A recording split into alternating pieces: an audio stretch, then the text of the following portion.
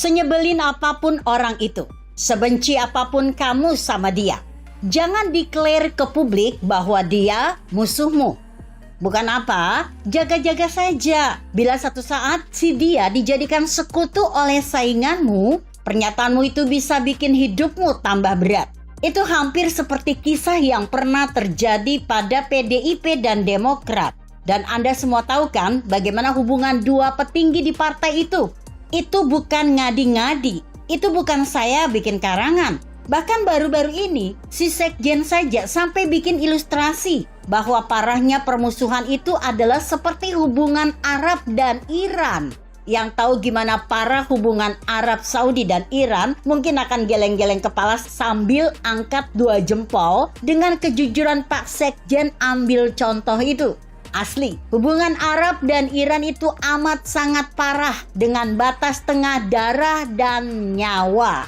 Artinya, bisa jadi karena rasa marah itu mungkin benar pernah terucap. Apa yang kini harus diperbuat untuk menyatukan keretakan itu jadi berat.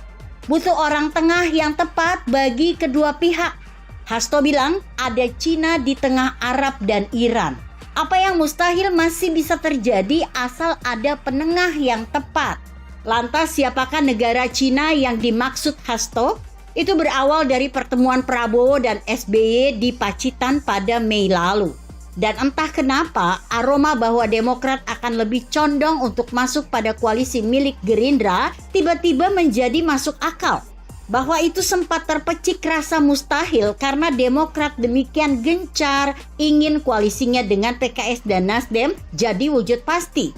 Namun pernyataan Anies yang mulai berkeluh kesah atas kurangnya keterlibatan dana dua partai selain Nasdem tersebar. Beberapa saat yang lalu Capres Koalisi Perubahan Anies Baswedan memang sempat sebut Demokrat dan PKS belum keluar duit sejak deklarasi hingga safari ke 70 daerah di Indonesia. Sejak deklarasi Anies mengaku Demokrat dan PKS belum keluar duit, termasuk membiayai safari. Ini tentu bukan hal biasa-biasa saja. Celah teman sekamar diceritakan keluar pasti karena ada apa-apa.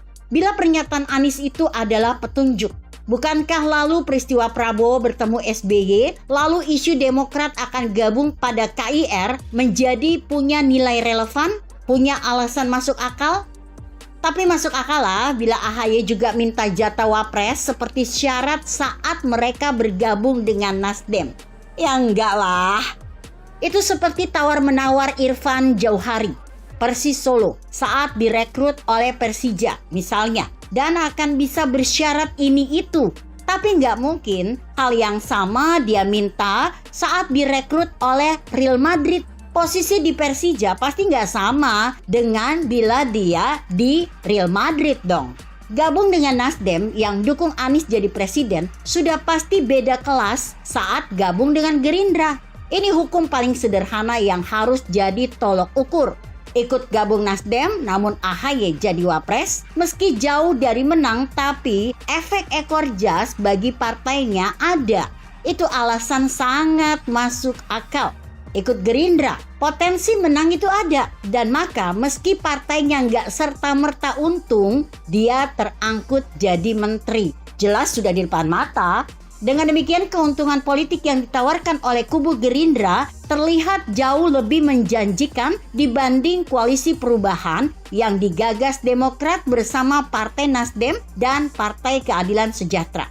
Maka sebelum cincin berpindah jari, sebelum akad suci didaraskan, ada waktu untuk mencuri saat. Itulah gambaran atas apa yang PDIP lakukan ke Demokrat beberapa saat yang lalu. Ilustrasi Arab Saudi dan Iran hanya kiasan sesaat mencuri saat.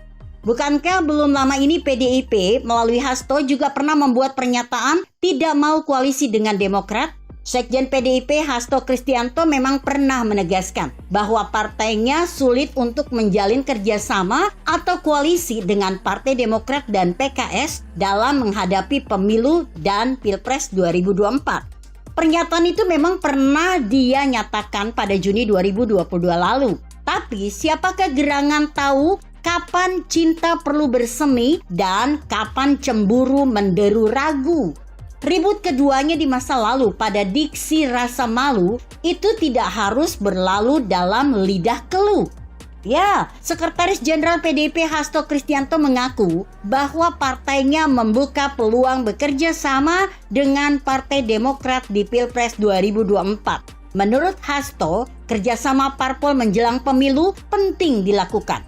Jadi, komunikasi politik itu penting dengan Demokrat. Mbak Puan juga membuka ruang, kata Hasto di kantor DPP PDIP. Dia pun menyinggung terkait elektabilitas Capres Anies yang sudah dideklarasikan pada 7 bulan lalu, di mana elektabilitas Anies tetap saja tidak meningkat.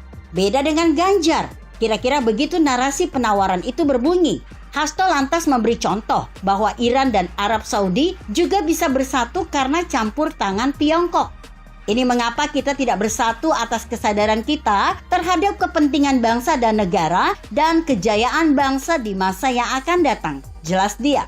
Jadi ya inilah kita dengan kerendahan hati menawarkan suatu kerjasama. Apalagi Pak Ganjar itu diterima luas. Lanjut Hasto. Jadi Pak Ganjar adalah seperti eksistensi negara Cina sebagai gambaran orang tengah antara Arab dan Iran. Gitu maksudnya? Keelokan Demokrat, entah dari sisi mana itu terlihat. Suka tidak suka memang telah mulai menebar pesona. Dan ini, mau nggak mau, juga akan memberi warna baru wajah pertempuran di lahan media sosial. Influencer PDIP, terutama yang selalu punya hobi menista dan menyudutkan Demokrat, akan keluh lidah karena tidak lagi punya saat mencari halu partai biru itu. Hasto seperti sudah memberi tanda pada para pihak bahwa itu semua tidak lagi perlu untuk terus didengungkan. SBY, AHY, dan Demokrat bukan pihak yang pantas dicaci apalagi dicari sisi buruknya. Mereka akan dan sedang berproses menjadi kawan seiring. Yang lalu biarlah berlalu. Begitulah kira-kira pesan tersembunyi dari proposal itu dan para pihak mau nggak mau diminta pula untuk kudu ngerti. Bagus-bagus mulai ikut branding sisi bagusnya.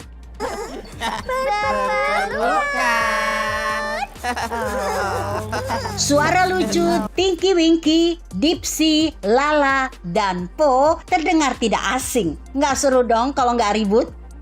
Bila masih ada dan mungkin PSI, Partai Merah dan Mungil yang selalu bisa ngajarin bagaimana seharusnya deklarasi akan menjadi tempat marah dan gusar itu dilampiaskan. Tapi sepertinya itu pun juga tidak. Dua kaki sulit bersembunyi di balik meja saat sinar merefleksikan bayangan. Terus nasib PKS gimana? Bantulah saya mendeskripsikan suasana itu. Sulit rasanya mencari tautan kata demi kata dengan jalinan indah kalimat tanpa tendensi negatif, apalagi terkait partai itu.